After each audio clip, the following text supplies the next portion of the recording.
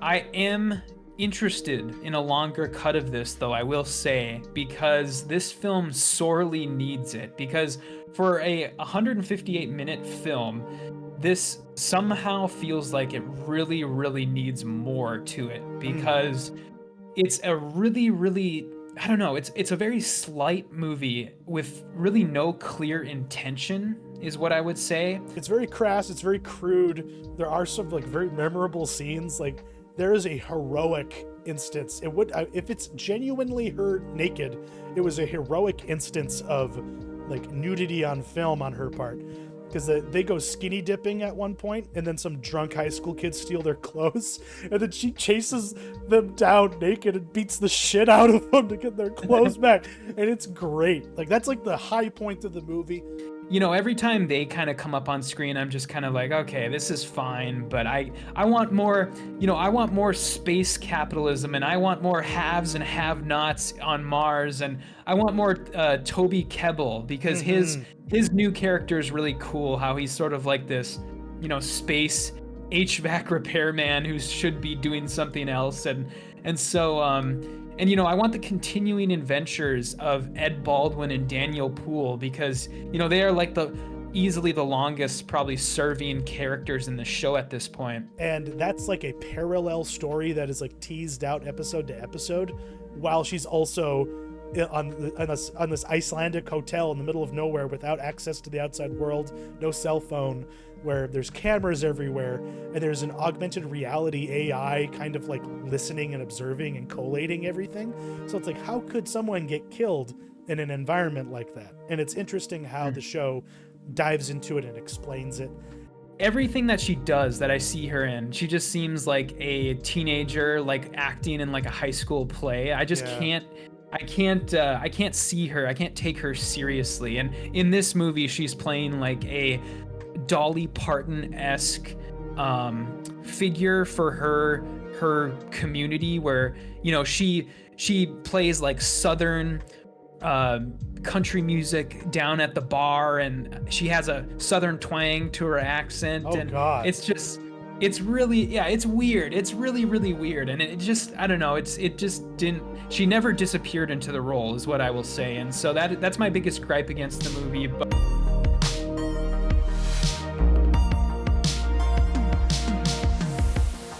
Welcome to Theater and Stream, a film podcast.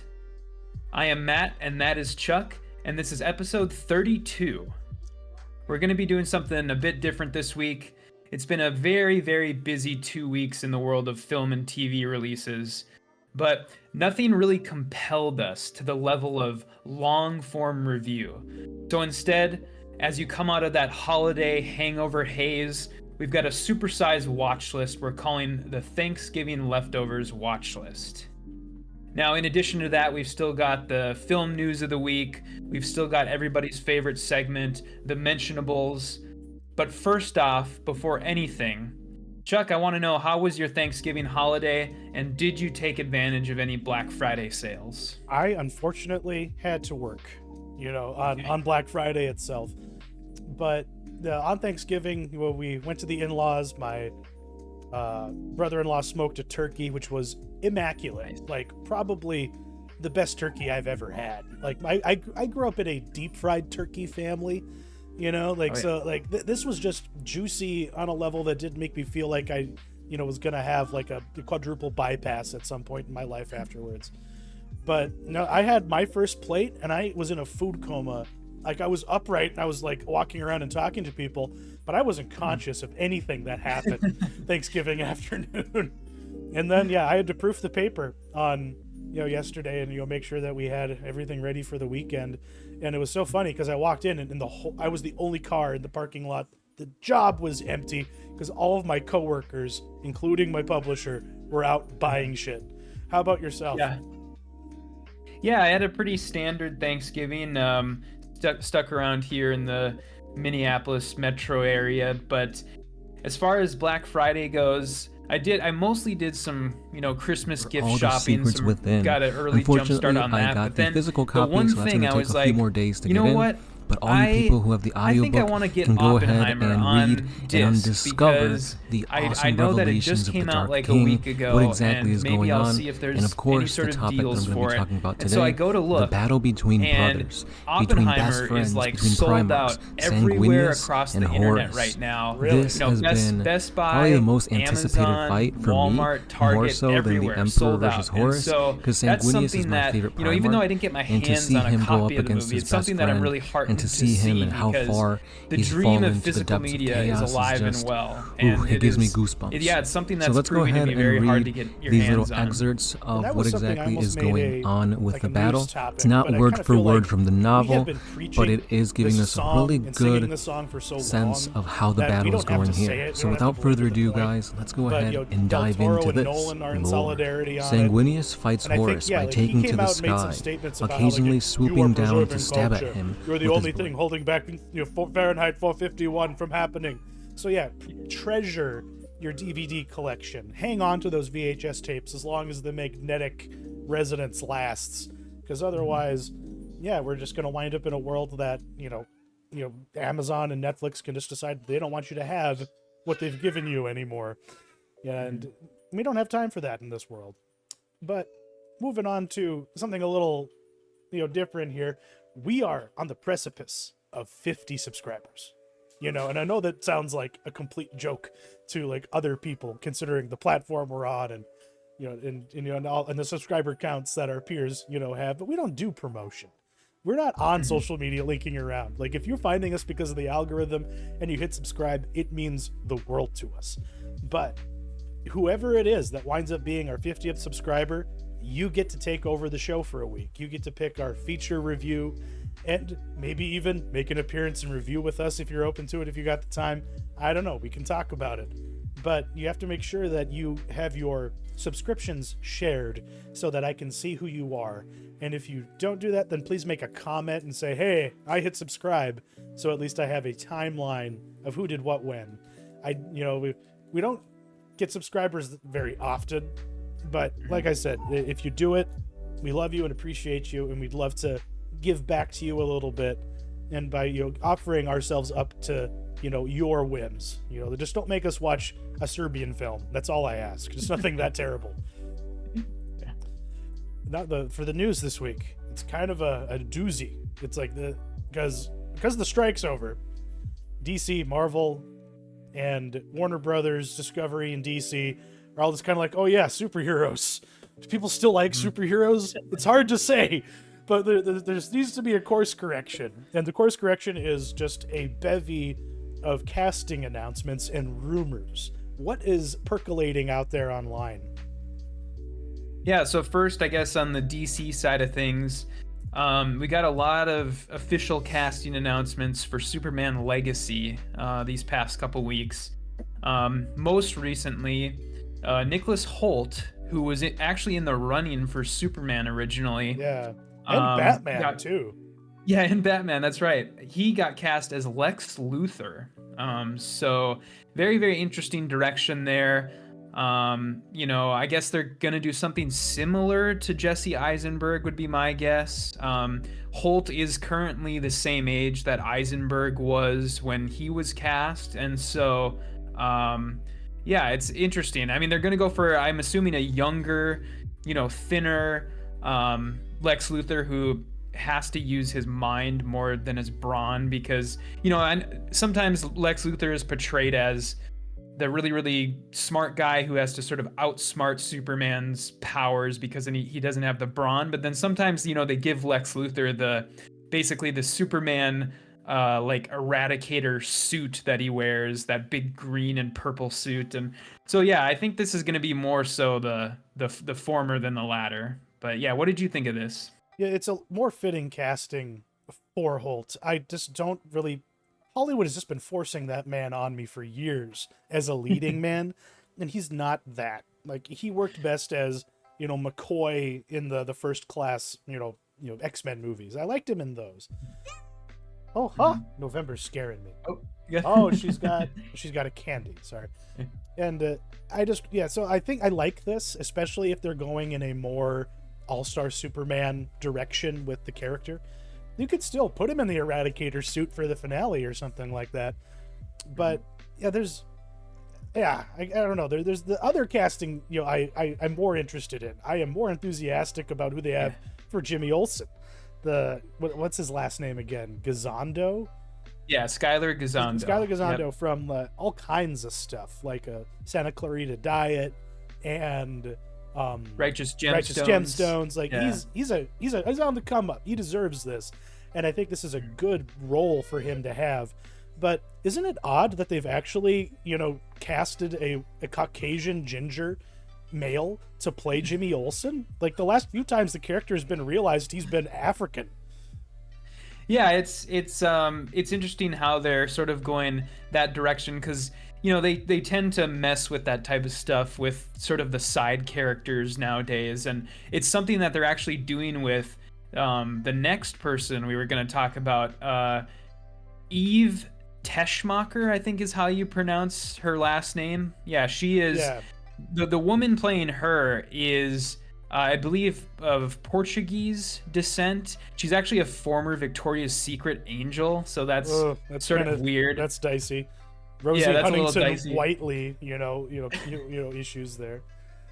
But yeah, she in the comics, I think she's normally portrayed as a redhead, and she is typically either part of the shadowy organization Leviathan, or she's basically just Lex Luthor's sidekick woman or side woman, and so I think that's probably what she'll be in the movie. But so yeah, that's another Grant Morrison influence right there, Leviathan, because like that was a Batman Incorporated thing, as I recall. Okay. It was, yeah, and so yeah, I think she's. I mean, that would be cool if they put Leviathan in the new Superman movie. But I think they're probably just gonna make her like Lex Luthor's sidekick for the purposes of the movie. Maybe they'll do that eventually, but I guess we'll see.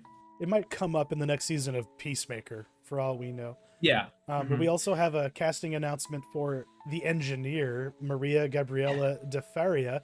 And it kind of sounds like she's going to be the villain of the Supergirl movie. Okay, interesting. I was curious to get your thoughts on this one because, I unfortunately I'm not that familiar with the Authority, but the Engineer is historically an Authority character, and James Gunn has sort of made his intentions known that he is interested in sort of at least dipping his toe into that universe. So yeah, what do you think about this, about sort of incorporating the Authority into the more mainline DC stuff? As long as they don't kill her unnecessarily at the end like Marvel would, you gotta let her come back, because that's a underappreciated aspect of the Authority. A lot of them were like either villains or at the very least anti-heroes before they became like more like good aligned on the chart. So it makes sense, because but another aspect of them is that a lot of those characters were also successors. She wasn't the first engineer, originally. It was she was working on the technology with her professor or something like that, and then they created the nanobots. And then her professor was a villain, and she had to somehow it came onto her. I forget the exact origin, but even like the Apollo and the Midnighter, definitely not good guys when they first came on the scene. Like they were treated like before they were the Authority, they were bad guys in Stormwatch. That's literally that's exactly it. Now that I'm recalling it, that's exactly what happens. There's a Stormwatch story arc where where the bad guys are all the original versions of what eventually winds up in the Authority. Now, not every single one, but like the shaman is there, the engineer is there, so on and so forth. And then once they are defeated, their successors become the Authority under Jenny Sparks. Sorry, I had to get that out, because there's a whole bunch of other characters popping up apparently, like Hawkgirl, Metamorpho, Guy Gardner, and Mr. Terrific. Are they blowing their load? Which movies are they all appearing in? Well, yeah, these are all, I mean, everything that we've mentioned, this is all Superman Legacy. And so you got to ask yourself, is this too many characters for one movie? And I luckily, I have a lot of faith that Gunn is able to juggle that many characters, because when you look at what he did with the Guardians of the Galaxy, he was juggling so many, as the Guardians themselves, and then all of like the Ravagers, and then like a bunch of other, like the at the end of the second movie, all of the Guardians that were supposed to get incorporated, like the character that Miley Cyrus played and Sylvester Stallone. And so I don't know, he's good at juggling characters, I think. And I think if anything, a lot of these, especially stuff like Hot Girl and Mr. Terrific, I think they're literally going to show up for like a minute or two.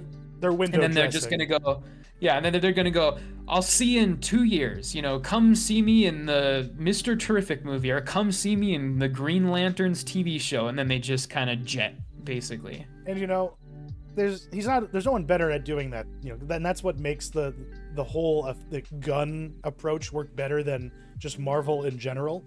Because Marvel will we'll have a end credit sequence where something will be important, but Gunn will be like, oh no, I need to have Howard the Duck just randomly showing up in like 2 seconds, 2 frames of a shot.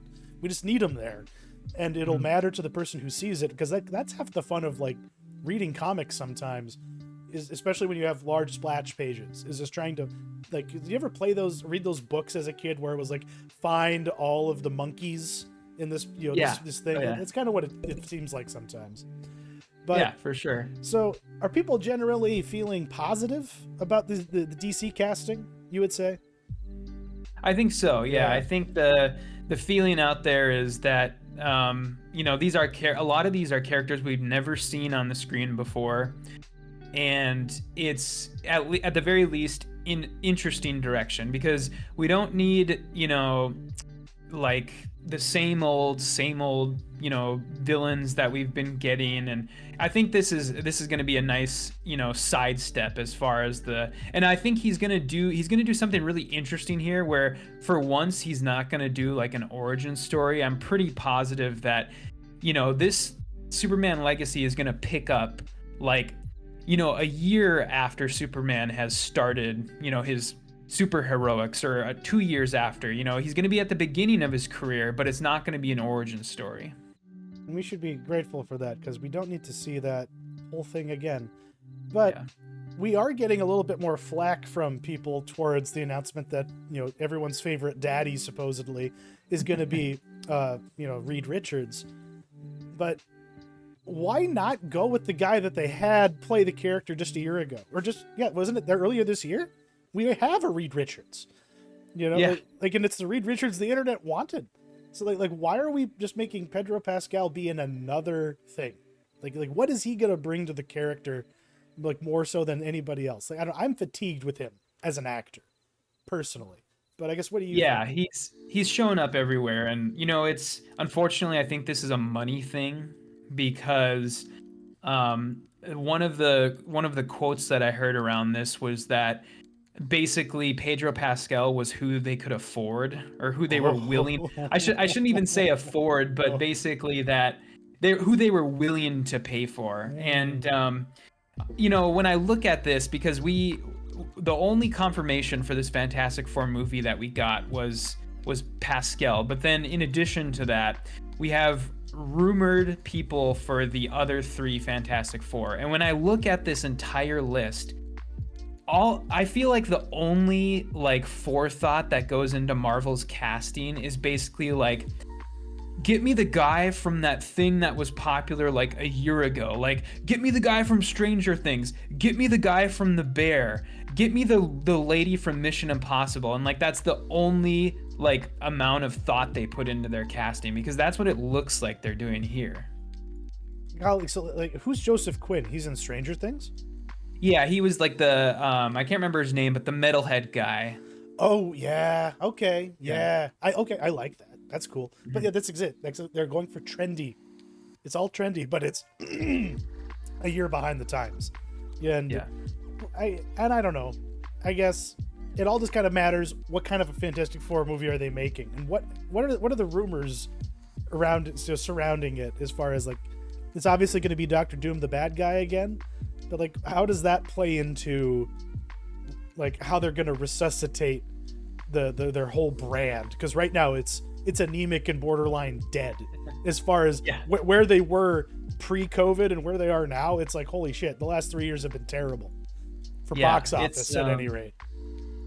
Yeah, and the quality of the actual shows themselves. But I think this is entirely, because it's clear that they're fast tracking this now, and I think this is entirely a pivot to Doctor Doom being the overarching villain, and them sort of shit canning Kang the Conqueror because of Jonathan Majors, legal issues. Because I think what they were gonna try and do is they were gonna try and wait out all the legal stuff and sort of let the courts, have their due and stuff. But it's just moving too slow, and there's too much stuff coming out about Jonathan Majors now that I think they're just gonna shit can him. Like, that guy literally went from like being on top. He had the Marvel movie. He had the Sundance Darling, like with that bodybuilding movie that he did, and no one bought that. And then all this legal shit started happening for him. And wasn't it already the natural thing to have Doom be the bad guy for Secret Wars?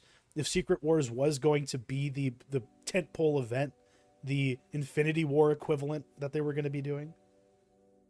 Yeah, I think so. I that would eventually sort of, I would think, would have been the case. But if Marvel, or if the MCU has proven that they're good at anything, it's sort of plugging other villains into where they don't necessarily belong. And so if hypothetically, if none of that stuff would have happened with Majors, I totally could have seen them just plugging Kang the Conqueror into that storyline and just never even doing Doom, or doing Doom way down the line. So in a way, I'm glad that, Jonathan Majors got in legal trouble, because now we're getting the villain I actually like. Yeah. Doom is the best. And anyone who disagrees, they just don't understand. So, and where does that kind of leave us now? As we, wait for the next 2 or 3 years for all this stuff to actually start, production again, get people writing again, get all of the sweatshops in Korea, animating all the CGI. Like how soon before we actually get to see the fruits of all of this casting? Well, it's strange because next year, 2024, is going to be almost like a gap year for both of these companies, because of course in about a month now we're going to get Aquaman, and that is sort of going to be the last hurrah of the old DCU. And then I think right now the MCU only has one film coming out next year in 2024, and that's Deadpool 3. And so that doesn't count.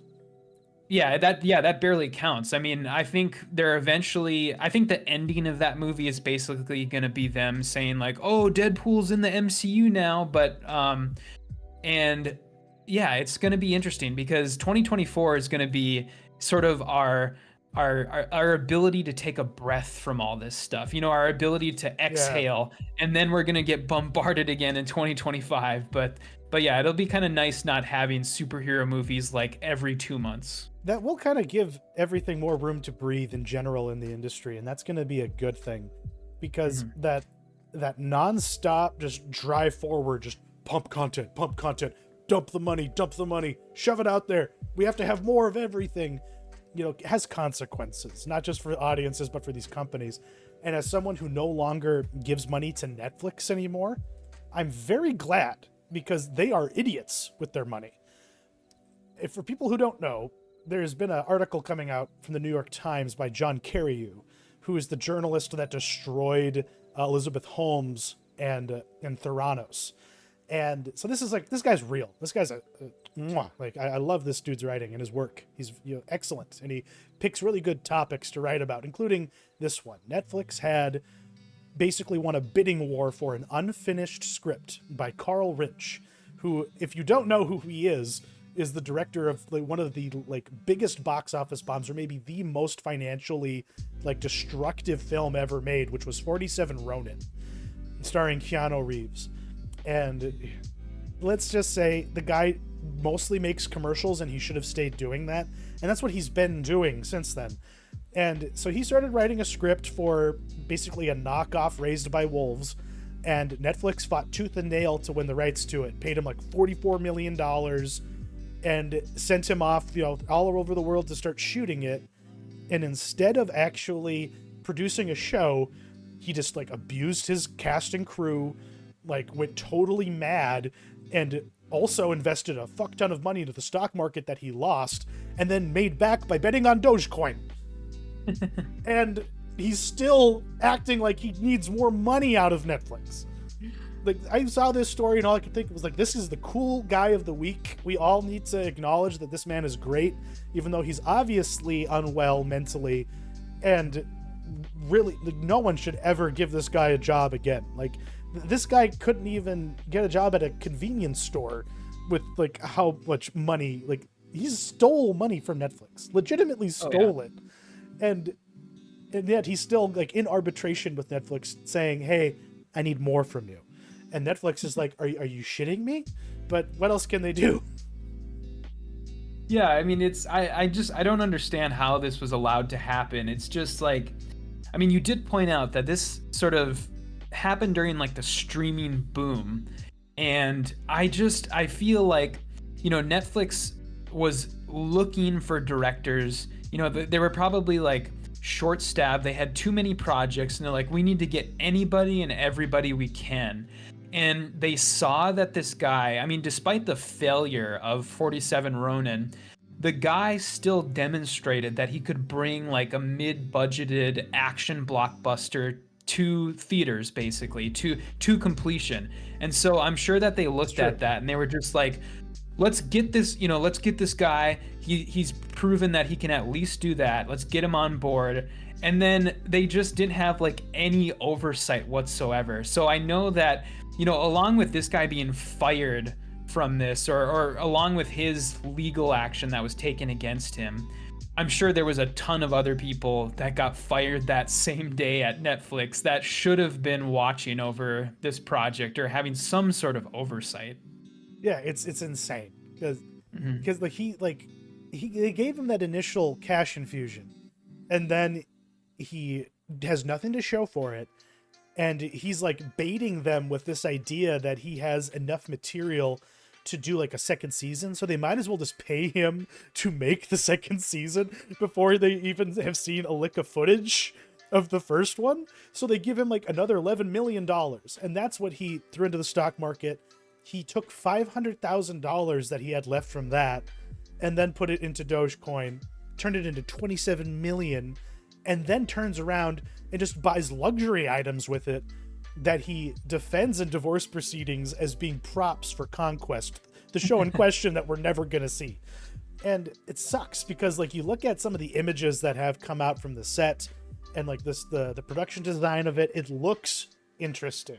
It definitely had potential, but good God, like there needed to be more involvement. There needed to, like, is this just Netflix's naivety showing, as a content producer? Like, would this have happened to any other productions, like studio house in the industry? Like, this would not have been allowed to happen in any other environment. Yeah, I think you're right there. I mean, the trouble with Netflix, or at least, they seem to be tamping back a little bit, at least more recently, but the trouble with Netflix is they just have too many plates spinning. And, there's just not enough people to watch over everything, because they have so many shows, and they're always canceling shows and starting new ones, looking for the next big hit. And then they have all of their like foreign language initiatives. They have shows in every single country, it seems like, on Earth. And it's just like you're doing too much, too spread out, too quick. And they need to rethink some things, or it's all just a plan, and they hired this guy knowing that they could just write off whatever the money they gave him. Maybe that was the whole point. Yeah, that could be it. I mean, I think you already answered this a bit, but I mean, will we ever see this show, whether it's directed by Carl Rinch or not? I don't think so. Like, I think it's that far gone. Like, unless they it would be they'd have to bring in somebody else. They'd have to take the leavings of it. They'd also have to win in court to get the rights to do anything with it. Because whatever deal that they gave him, he seems to have an enormous amount of control over the product still, and even like ownership of the product versus like they were just going to be owning like the content, the finished content on the platform, it seems like. And they did not have any like ownership of it in a production sense. And they were just giving him blank checks. And good God, it's no wonder it wound up being what it was. But we spent enough time in the news. It's time to jump into our massive watch list this week. To start off with, you did talk about The Duelist in the minisode last week, and you were able to go see the latest from Ridley Scott, Napoleon. What was it like? Did it kind of fit your initial perceptions before actually seeing it? Yeah, a little bit. I would encourage, if anybody wants to know sort of my thoughts going into Napoleon, you can go watch that minisode that was uploaded last week. But yeah, I've seen the movie now, and what I will say is it was fine. I am interested in a longer cut of this, though, I will say, because this film sorely needs it. Because for a 158-minute film, this somehow feels like it really, really needs more to it, because it's a really, really, I don't know, it's a very slight movie with really no clear intention, is what I would say. It just feels kind of like a loose collection of scenes that are strung together by battles, like battle here, and then battle, battle, battle, battle, and then it's all sort of just tied together with these really trite scenes of like Napoleon and his like cabinet sort of just sitting around talking, but there's really no end to it. There's no intentionality behind anything. You don't know who any of these people are that are speaking to him. You don't know really the context of anything, because the movie just doesn't care to be informative about history or the historical figures that are sort of weaving in and out of the plot. And it's a very strange movie, because I think in order to get the most out of this particular cut, you need to be very informative about your historical knowledge. And just the time moves by incredibly quickly, and it seems like you're watching a biography on fast forward at some points in the film. And to go back to one of the things that I touched on in the minisode, this movie should have been called Napoleon and Josephine, because Scott, he really, really, for some reason, is obsessed with Josephine and obsessed with like their romance, particularly like how concerned Napoleon was with her cheating on him. Like there is an inordinate amount of time spent on like him worrying about how much she is cheating on him while she's back home and he's on the battlefield. And I don't know, it just seemed like a very weird thing to devote a lot of time to. And especially since the man was a dog himself. Like, it's ahistorical to act like this man was a cuckold. They had an open marriage. And this was a guy that like literally would send a letter to his wife when he was like a week or two out from home and just be like, honey, I'm here. I'll be in this town by this date, and you better not wash when I'm 3 days out. By the time I get there, I want you musky. That's we know that's how they were. So it's a little disingenuous of them to do that, because it just kind of just serves, like, how do we create drama in this? Oh, let's just have him overly obsessed with his wife fucking around instead of the fact that his army is freezing and dying in Russia. I don't know. There's better Napoleon movies, I feel like. I'd much rather watch Waterloo. Have you ever seen that? Like that's excellent. The Russian production with that dude with the scar on his face who plays Napoleon. I can't think of his name, but it's awesome. They use the Russian military. There's literally thousands of people on the screen at times instead of the fugazi that we get. So it's just it's a different feel. It's from a different era. And in this age, it needs to look slick like this, and it needs to have soapy bullshit going on in it. Because it reminds, like, I haven't seen it myself, but that complaint that I've heard is that, yeah, it's slight, and there's just not enough meat on it versus the gristle that he thinks is like, you know, prime Wagyu beef, you know, that he's offering up to you. So yeah, I think he's letting his Britishness get in the way. Scott is, because he's like, I'm going to portray this guy as a man-child with no manners, whose wife is constantly cheating on him, and look at how pathetic he is. Look at how, you know, much of a baby he is. And the one scene in this film that I think is incredible, actually, like a really, really good scene, because there is some sort of an intentionality behind it and there's some sort of purpose behind it, is the battle at Austerlitz, which unfortunately has been spoiled to death by the film's trailers. But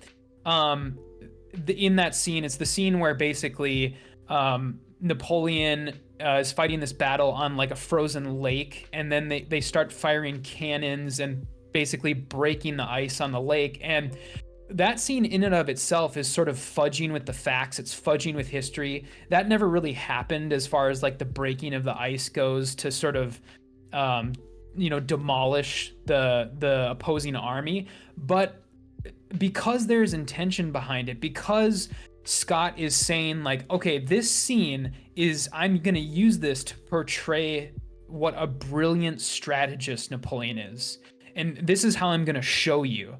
And I can get on board with that sort of fudging with history, because that is the only scene in the entire movie that is like, okay, this is the purpose behind this scene. And then everything else is just kind of like, it just happens. And there's no rhyme or reason to it. And so, you know, I'll go back to my initial point, which was I could totally get behind seeing a longer cut of this movie, because I want to know if those scenes that were cut out will give the film any further sense of direction. So that is kind of, I guess, where I'll leave it. And I definitely will be watching the longer cut.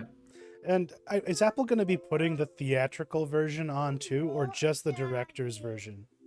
I think they're going to do both. Yeah. Okay, good. Because I want to be able to watch and compare. There's a YouTuber I love called History Buffs. So if you love historical films, like, he's the guy, he's the authority on this, and I'm very interested to see what he does with Napoleon. I was able to check out No Hard Feelings a while ago. I've been keeping this one close to my chest, just looking, because we have other things going on. But this is a show about Jennifer Lawrence, or movie rather, about Jennifer Lawrence being a, dirtbag millennial, living on like Montauk or some shit like that. And I can't remember his name, Moss Barak. Is that how you say his name? Yeah, Backrack. Backrack. He shows up for 2 scenes. He's pretty awesome for the 2 scenes that he's in. You see him in the trailer here, and then that's all you get from him.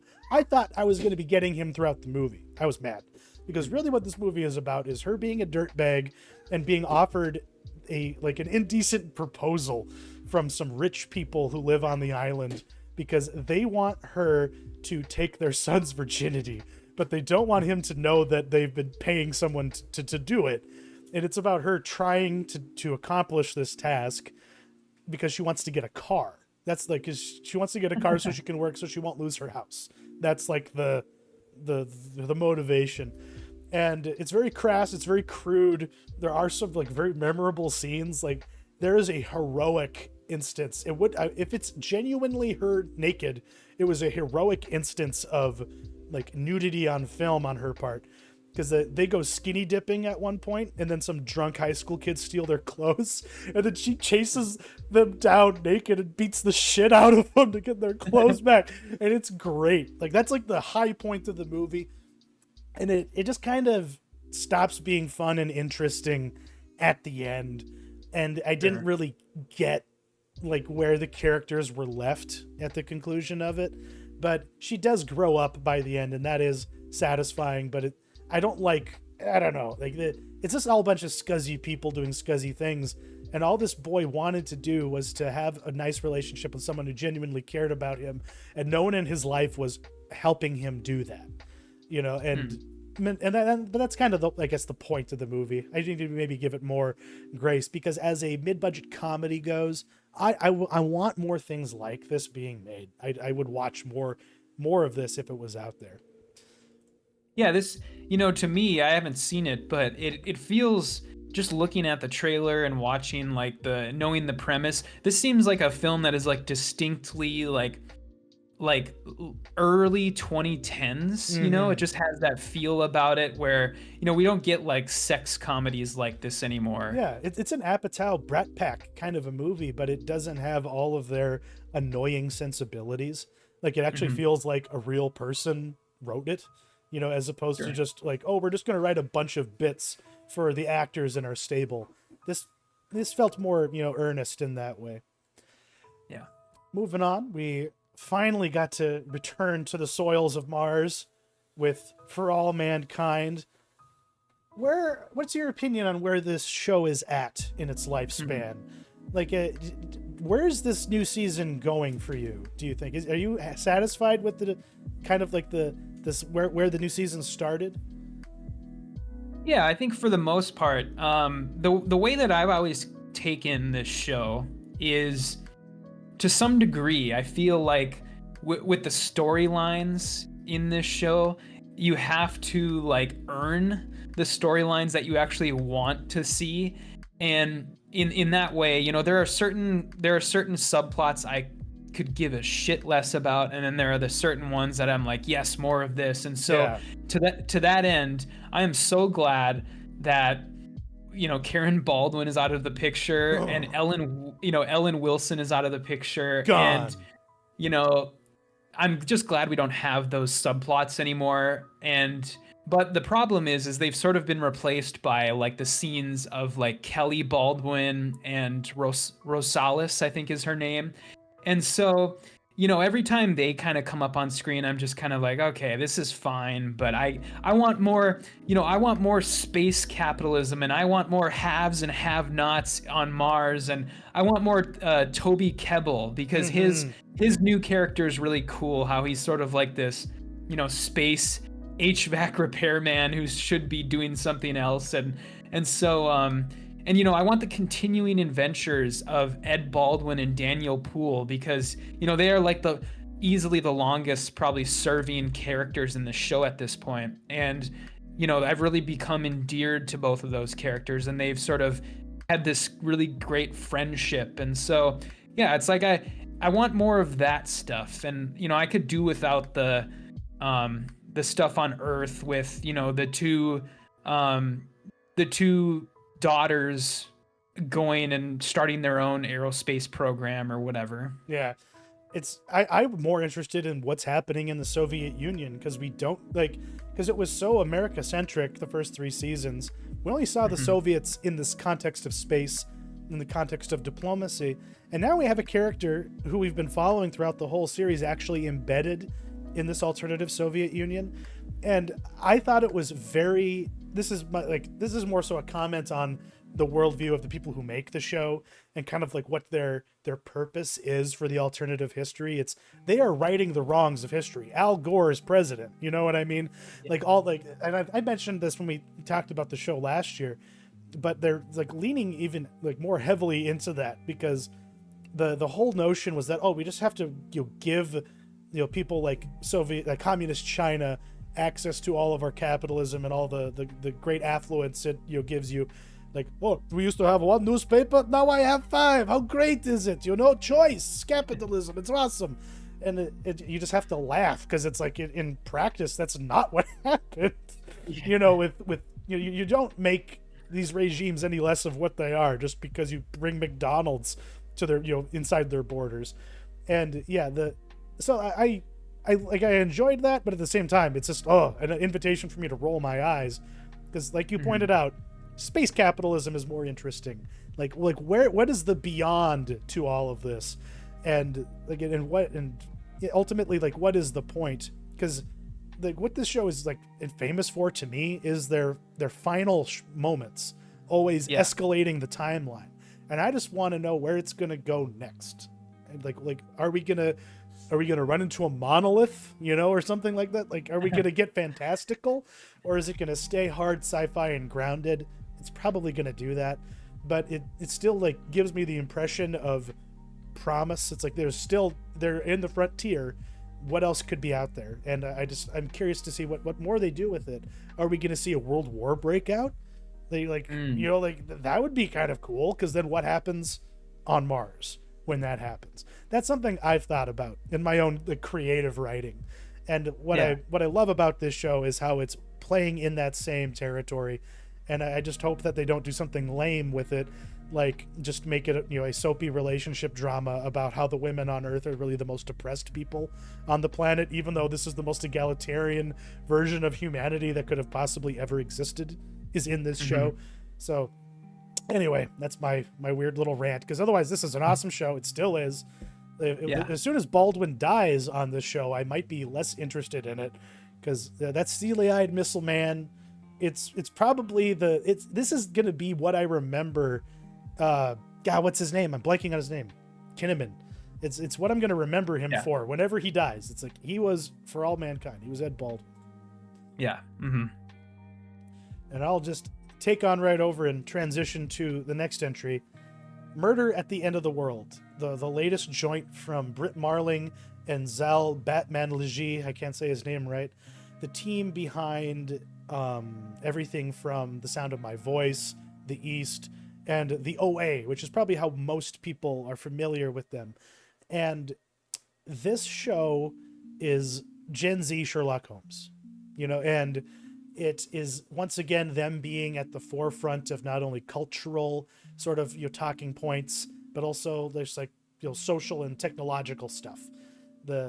How do we work AI into it, into our existence? It's like these are the questions that the show is interested in, but it's just a Agatha Christie locked room mystery with a weirdo Elon Musk sort of guy and all of the other people invited to a dinner party.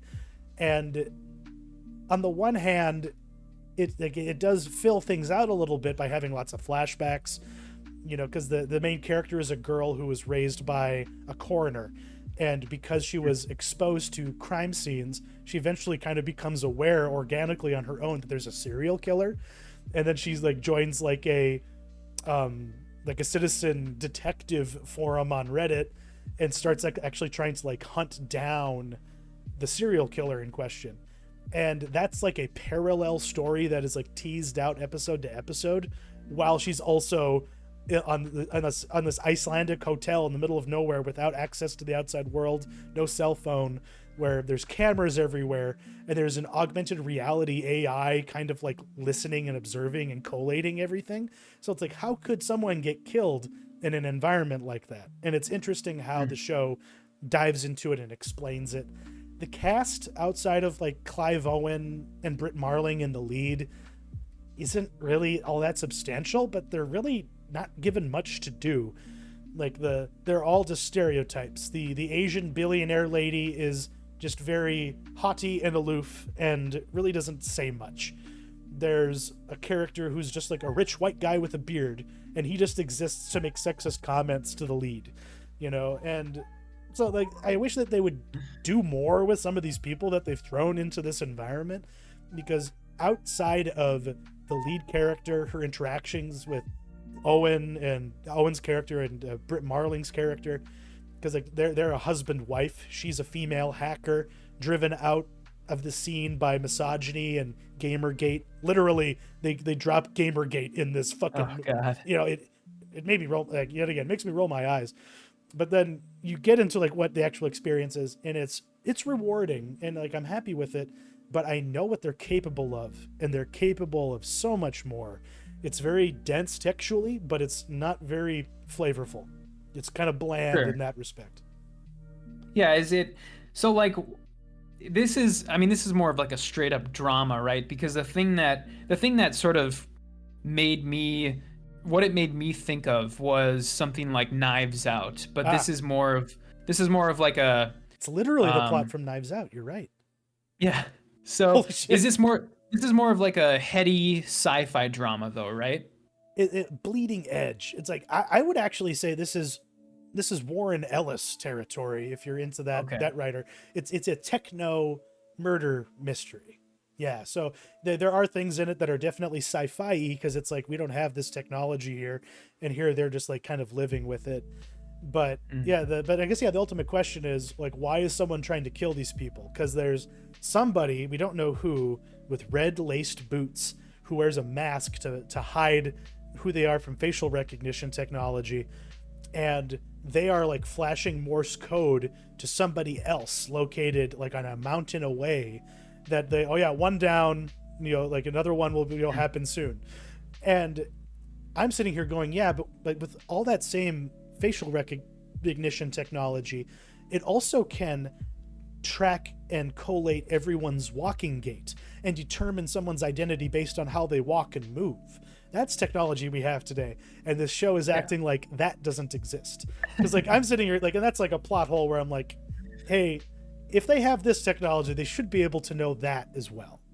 But I guess that might be answered by who the killer actually is revealed to be.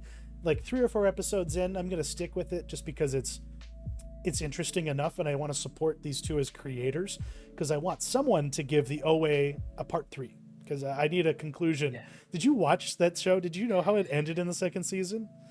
No, Nikki did, my wife. Okay. And she really, really liked it. But I never saw it. Yeah. Basically, it's about jumping through universes to an extent, but using like interpretive dance to do it, if that makes any sense. And the finale of it, they wind up not in like another version of like, it's another version of the world with all the same people, but it's what if all of these characters were just the real people making the show.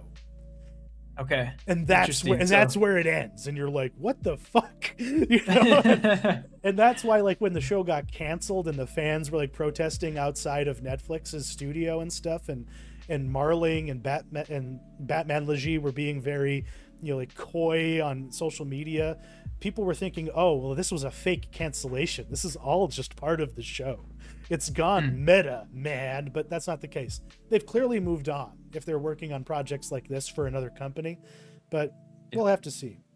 But speaking of Nikki, I assume you went to the theater along with her to see this next one. Yeah, that's exactly what I was gonna say. This is, definitely, a lot of times when we go and see movies, it's sort of my choice, but this was one of hers.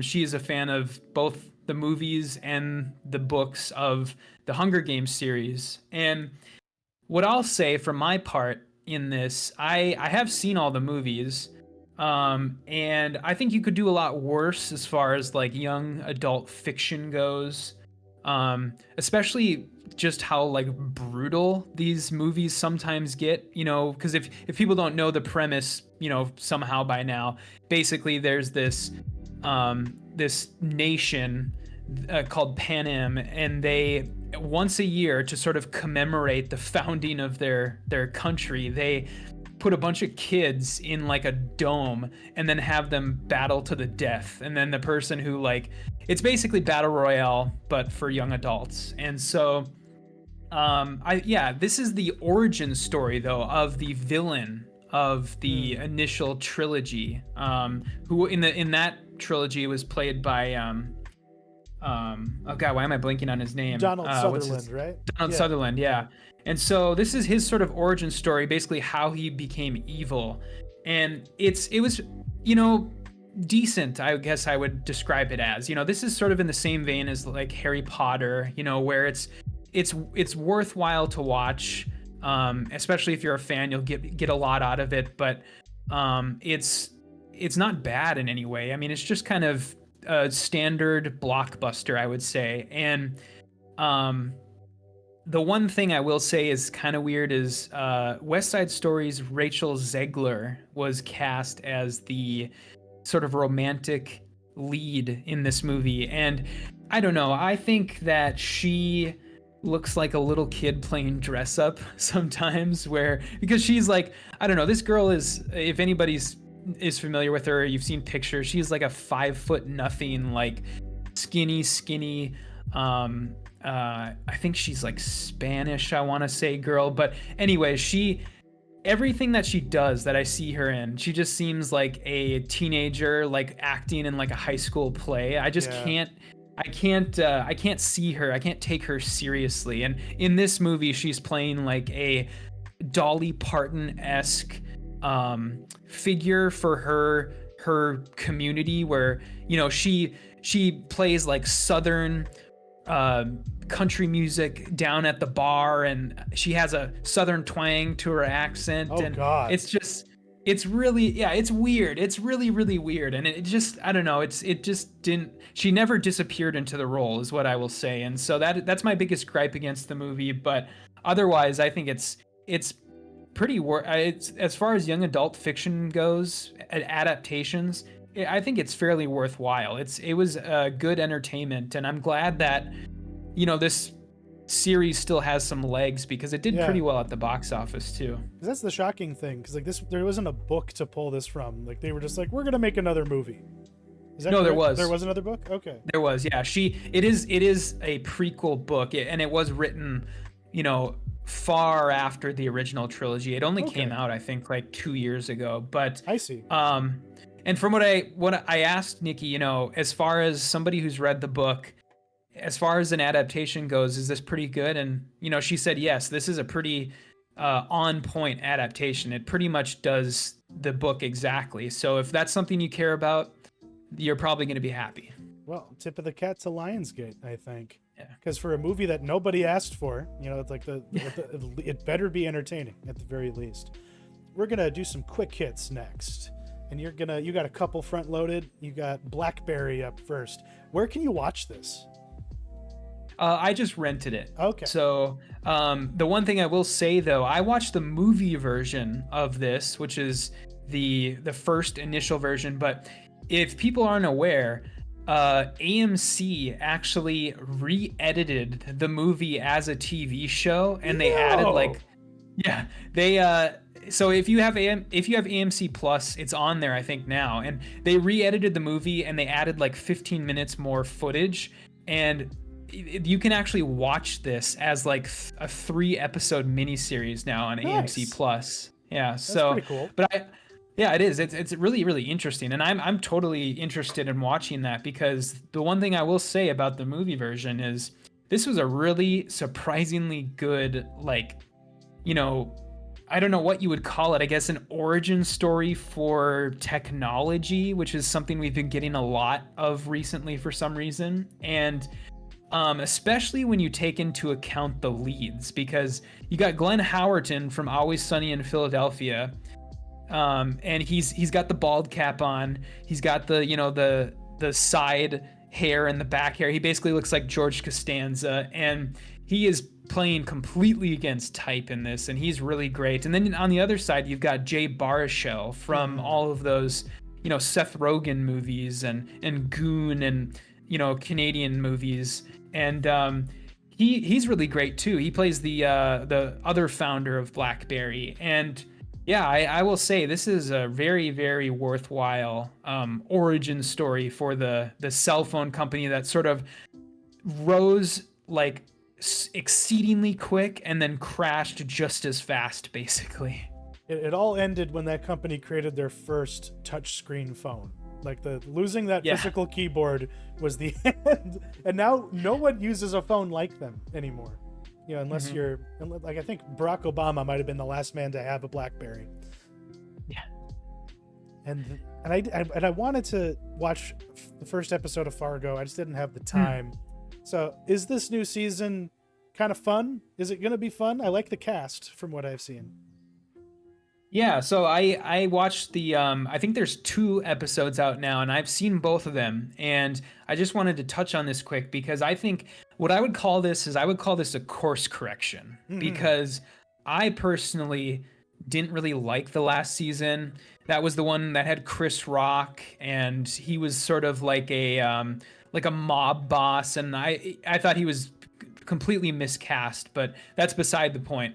This season so far is definitely on the right track again. And if people don't know, this is the most faithful adaptation to the actual movie, because the premise of this is they basically done like a gender swap where the sort of William H. Macy character in the original movie is now played by Juno Temple, and she is the one who is sort of going behind the back of her husband and doing all this shady business. And this is interesting. And it's the weirdest thing about this show is Noah Hawley is pulling elements from other Coen Brothers movies into this season. And the biggest example of that is in this season there is a nihilist character that is picked straight out of The Big Lebowski.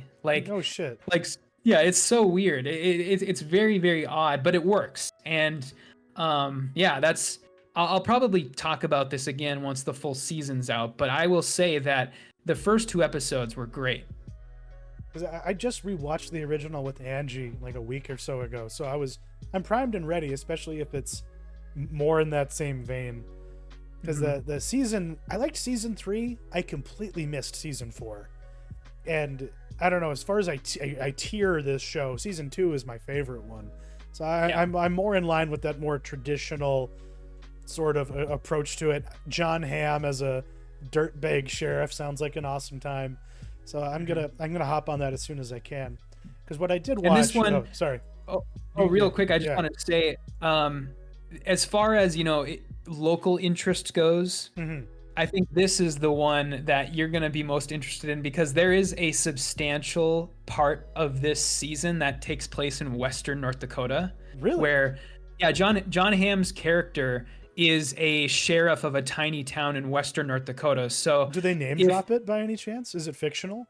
I think it's a fake town. I want to say it's a fake town. So, but it's pretty interesting, because the setting in this one, it sort of shifts between that and then the Minneapolis area. That's where Juno Temple's family is based out of, and they kind of go back and forth between those two settings. And what year is it set in? I think it's modern. I want to say it's pretty, because oil boom, man. Yeah, like put it on the Bakken. Give us a Killdeer's sheriff, for crying out loud. Killdeer Mountain Murder. Make something interesting there. So the local flavor. I'm all for that.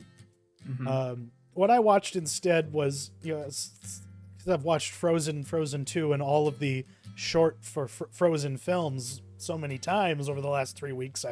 I'm dying. So we forced November to watch something new.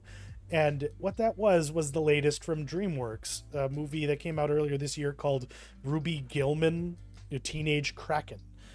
And, as someone who grew up on DreamWorks' oeuvre, this is a lot more like Shark Tale, not only because it's nautical, but also just in terms of the quality, of it, and like the kinds of storytelling and gags and the animation. Like, it's just about a girl Kraken trying to pass that she's a real human, like in some seaside town, but her mom doesn't want her jumping in the water, because if she would jump in the water, it would send out like a signal alerting all the Krakens and the evil mermaids, that where they were at, because only they can possess the trident of power or some bullshit.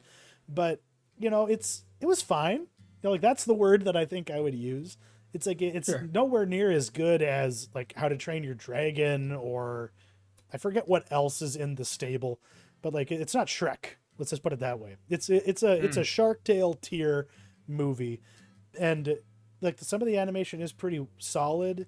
I just didn't really vibe with it as much as the others in my family did, because now I'm getting a text from my wife basically calling me a liar. It's like, like Angie's just like, "Fuck you. How dare you say that? How dare you say that this movie wasn't good?" Because she liked it, or and I was vibing with it too, but it's like, I just don't know if I want to watch it again. But then again, if it's not Frozen, maybe I will watch it again. We just have to convince anything but Frozen. Anything but Frozen. Oh God, I'm never gonna hear the end of this. Once I loved. She's accusing me of loving this movie, and I don't think that was the case, because I don't know. it just, I'm sorry, Angie, we're going to have to talk about this later. I did not, like, it was the case. Okay. If you say so, my dear. All right, we'll move on, though. Time for the mentionables. Yep. Yeah, so this, I guess I'll go first here. My mentionable this week is in the comics world.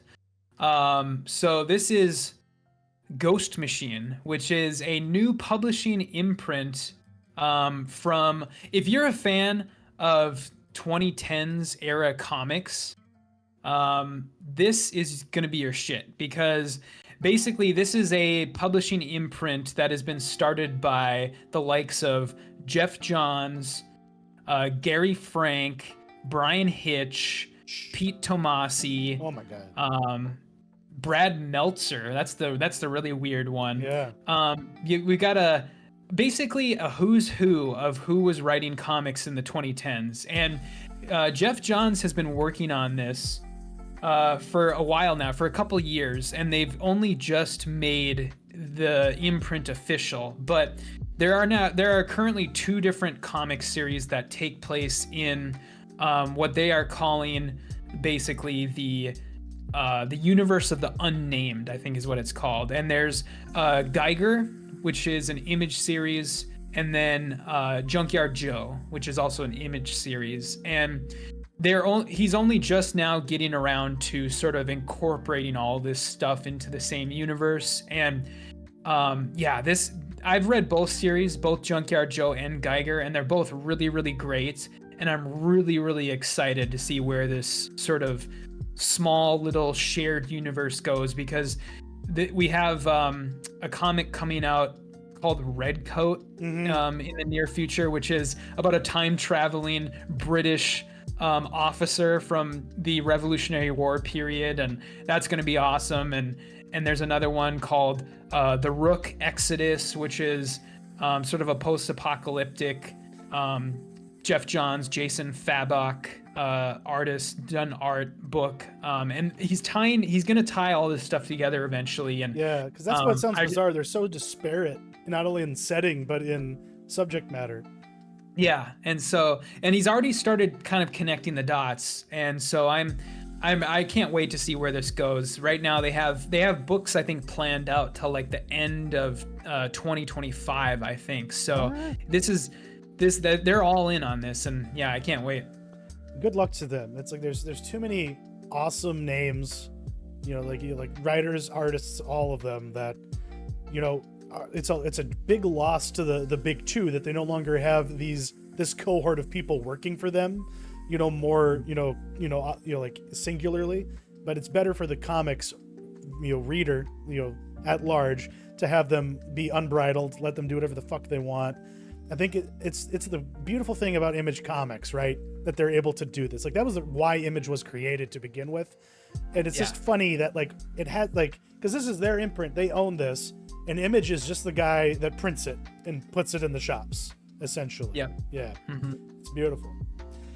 See, I'm not reading comics so much these days. Yeah, that kind of does it for us here at Theater and Stream. I have a sad baby who needs his dad. Oh crap, I actually pulled up the big one. So we'll probably have to say goodbye here. We'll have a mini-sode coming out next week that I'll be doing about the Channel 4 series Utopia, and why you need to be careful about where you watch it and why. And then after that, I think what had we discussed being the next feature episode? Well, we're hoping that it's going to be Poor Things, new Yorgos Lanthimos movie. That's right, and that'll be in a couple weeks. But once again, thank you for joining us, and thank you for watching. Yep, see ya.